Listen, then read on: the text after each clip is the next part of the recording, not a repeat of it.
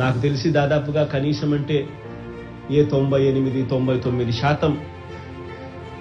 అర్హులందరికీ కూడా పథకాలన్నీ కూడా అందుతా ఉన్న పరిస్థితి. ఏ పేదవాడు కూడా మిగిలిపోకూడదు, ఖచ్చితంగా మంచి జరగాలి ఆ పేదవాడికని తపన తాపత్రయంతో అడుగులు వేస్తా ఉన్న ప్రభుత్వం బహుశా దేశ చరిత్రలో ఎక్కడా చూడకపోయిండొచ్చు. ఏదైనా టెక్నికల్ గ్రౌండ్స్ మీద, ఏదైనా టెక్నికల్ రీజన్స్ మీద ఏ ఒక్క మనిషికి, ఏ ఒక్క కుటుంబానికి కూడా ప్రభుత్వం నుంచి అందాల్సిన ఏ మంచి కూడా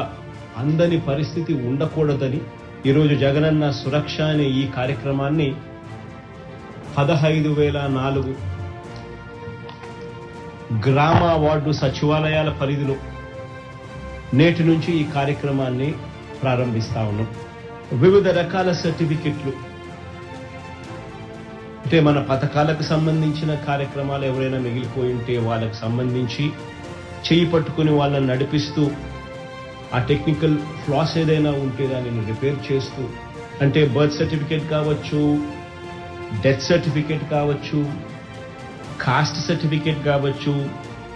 సిసిఆర్సి కార్డులు కావచ్చు,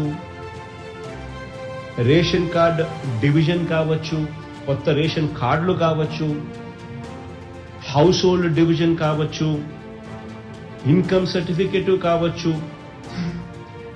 ఆధార్ టు బ్యాంక్ లింకేజ్, ఇలా దాదాపుగా 11 రకాల సేవలు ఎలాంటి సర్వీస్ ఛార్జెస్ కూడా లేకుండా జగనన్న సురక్ష అనే ఈ కార్యక్రమం ద్వారా